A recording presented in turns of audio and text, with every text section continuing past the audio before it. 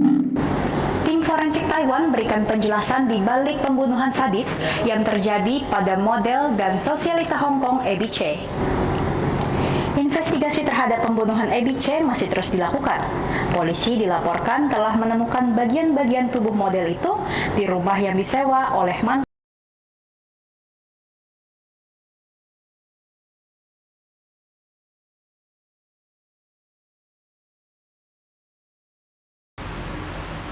Assalamualaikum warahmatullahi wabarakatuh. Perkenalkan, nama saya Cindy Octaviana Rahma Putri dengan NIM 12061225584. Saya merupakan mahasiswi dari Fakultas Psikologi, Prodi Psikologi dari Universitas Islam Negeri Sultan Syarif Qasim Riau. Tujuan saya membuat video ini adalah untuk memenuhi tugas individu saya pada mata kuliah Psikologi Forensik yang diampu oleh Ibu Cahaya Makbul, SPC MPC. Nah, pada awal video tadi sudah terlihat bahwa beberapa video dari beberapa cuplikan yang saya tampilkan, saya akan membahas kasus yang menjadi pembincangan, yang menjadi sorotan dunia pada beberapa bulan yang lalu. Nah, di sini saya akan membahas kasus pembunuhan dan mutilasi pada seorang model dan influencer cantik asal Hong Kong, yaitu Abby Choi. Di sini saya juga membahas bagaimana sih peranan psikologi forensik pada kasus pembunuhan ini. Yuk, simak penjelasannya. Kasus yang akan saya bahas ini merupakan kasus yang sangat menyayat hati. Pada saat saya membaca dan melihat video yang membahas tentang kasus ini, saya merasakan hal yang campur aduk, sedih, kesal, dan kasus ini tuh sangat mengerikan. Tapi nggak apa-apa, ini menarik untuk dibahas. Dan bagaimana sih peranan psikologi forensik dalam kasus pembunuhan ini. Nah, sebelum kita lanjut ke teknik investigasi dan kronologi kasus pembunuhan ini, kita harus tahu dulu siapa sih sebenarnya Abby Choi ini. Nah, Abby itu memiliki nama asli Tian Fan, lahir pada 11 Juli tahun 1994 di Hong Kong. Nah, Abby ini sebenarnya sudah berasal dari keluarga kaya raya, ditambah dia menjadi seorang model dan influencer. Abby menikah pada saat ia umur 18 tahun dengan seorang pria bernama Alex dan dikaruniai 2 orang anak dari pernikahannya tersebut. Namun, pernikahan mereka ini tidak berlangsung lama. Pada tahun 2016, mereka bercerai. Dan setelah itu, Abby memiliki pasangan baru yang bernama Chris Tam, seorang pengusaha sukses dan memiliki 2 orang anak pula. Jadi, total anak Abby itu ada 4 dengan ayah yang berbeda. Nah, meskipun sebenarnya mereka sudah berpisah, tapi hubungan Abby dengan Alex, mantannya, masih terjalin dengan baik. Ketika ada perayaan besar seperti Natal, mereka itu merayakannya secara bersama-sama.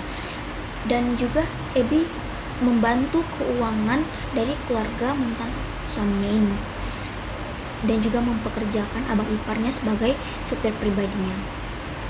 Bahkan Abby juga sempat membelikan apartemen mewah untuk tempat tinggal keluarga besar si mantan suaminya ini. Selanjutnya, gimana sih penemuan jasadnya Abby Choi ini setelah dikatakan hilang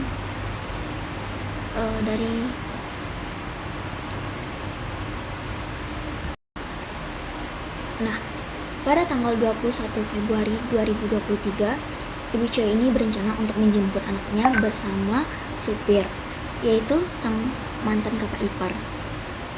Nah, ternyata Abby ini tidak pulang bersama anaknya atau tidak menjemput anaknya. Dan pada hari itu juga, Abby dikabarkan menghilang. Polisi langsung melakukan pencarian karena sang kakak ipar, mantan kakak ipar ini dikabarkan terakhir bersama Abby, maka ia diwawancari oleh polisi.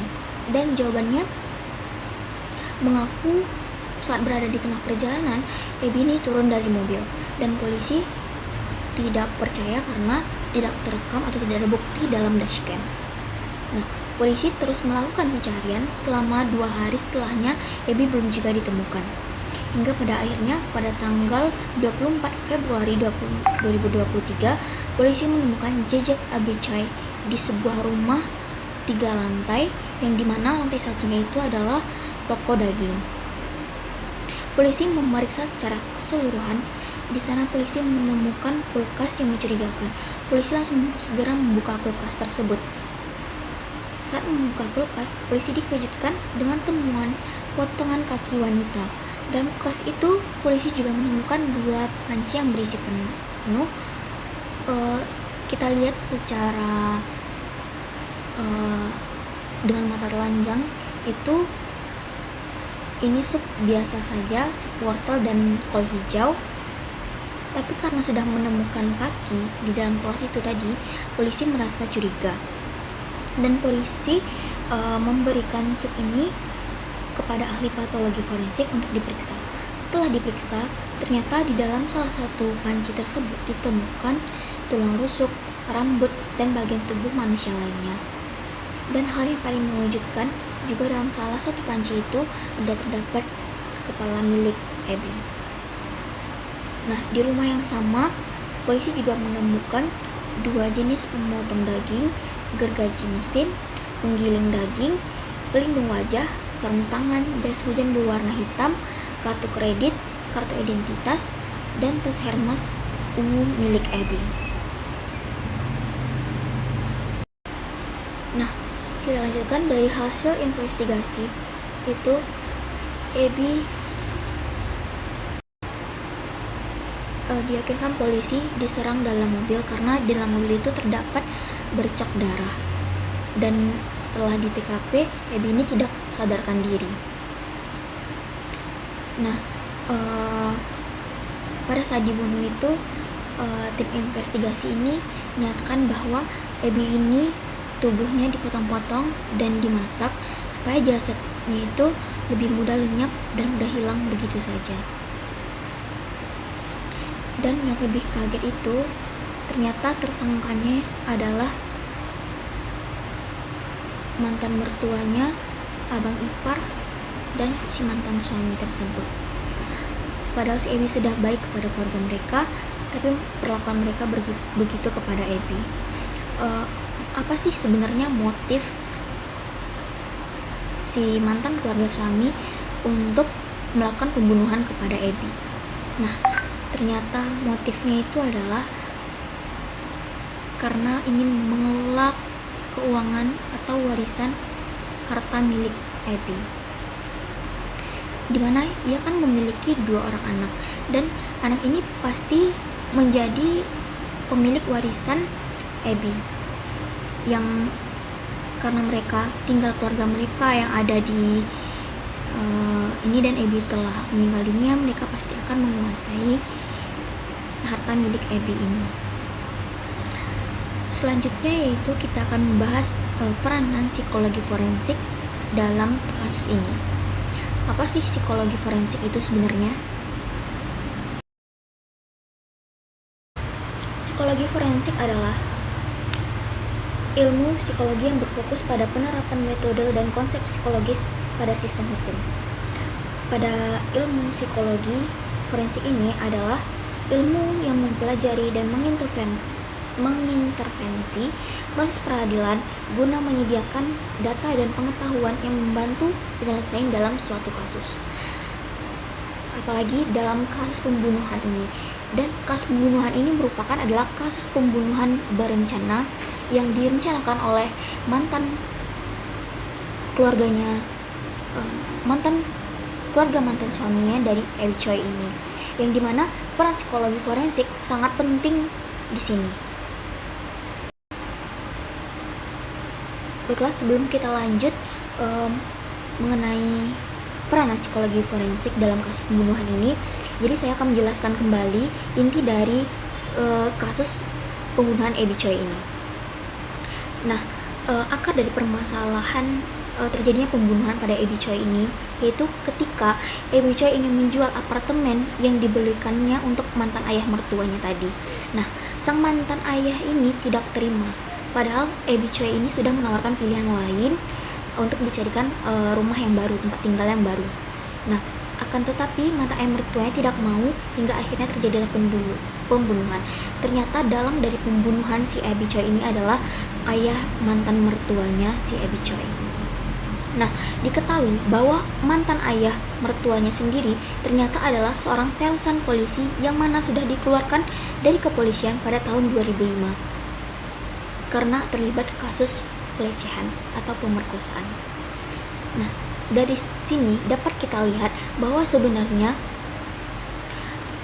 mereka memiliki jiwa-jiwa psikopat, di mana orang yang psikopat itu biasanya memiliki superficial charming atau pesona yang tidak tulus. Superficial charming sendiri adalah tindakan sosial berupa perkataan atau tindakan yang dilakukan karena seseorang diterima dengan baik oleh orang lain. Jadi bukan karena didasarkan menurut keyakinan atau keinginannya, melainkan dia menggunakan jabatan, kedudukan, ataupun gelar sebagai kamuflase agar orang percaya bahwa dia sebenarnya adalah orang yang baik. Nah, selanjutnya ke mantan suaminya Abby Choi ini, si Alex. Nah, Alex ini ternyata ia merupakan seorang pengangguran. Dan latar belakang mantan suaminya ini pun pernah dilaporkan kasus hukum karena terlibat investasi bodong dan menipu orang-orang.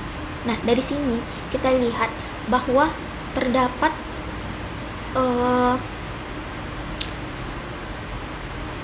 kelainan, yaitu dimana orang-orang yang psikopat ini biasanya akan mencari pasangan atau korban yang mudah dipercaya dengan sifat superficial charmingnya tadi.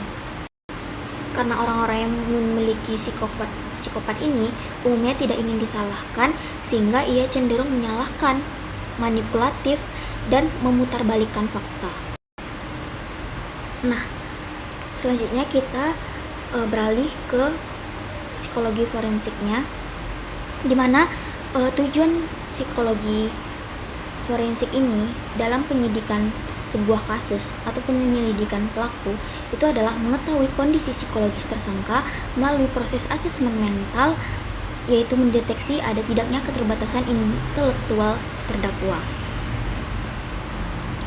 Nah, beberapa peran dari psikologi forensik ini yaitu yang pertama, pada kasus pembunuhan, apalagi pembunuhan berencana, itu adalah pada pelaku kejahatan dilakukan interogasi agar pelaku mengakui kesalahannya. Psikologi forensik dapat membantu polisi melacak pelaku dengan menyusun profil kriminal pelaku, dan psikologi forensik juga dapat melakukan asesmen untuk memberikan gambaran tentang kondisi mental pelaku tersebut. Pada korban, psikologi forensik dapat membantu polisi dan melakukan penggalian informasi. Misalnya, pada wanita, pada Abby Choi ini, yang dimana mewawancarai teman-teman dekatnya atau kerabatnya, dibutuhkan pendekatan khusus agar mereka lebih terbuka dan nyaman untuk bercerita, mengungkap apa yang terjadi sebenarnya. Dan yang ketiga, psikologi forensik dapat melakukan autopsi psikologi dengan tujuan merekonstruksi keadaan emosional, kepribadian, pikiran, dan gaya hidup almarhumah ini. Autopsi psikologi akan membantu polisi dalam menyimpulkan kemungkinan korban dibunuh atau bunuh diri.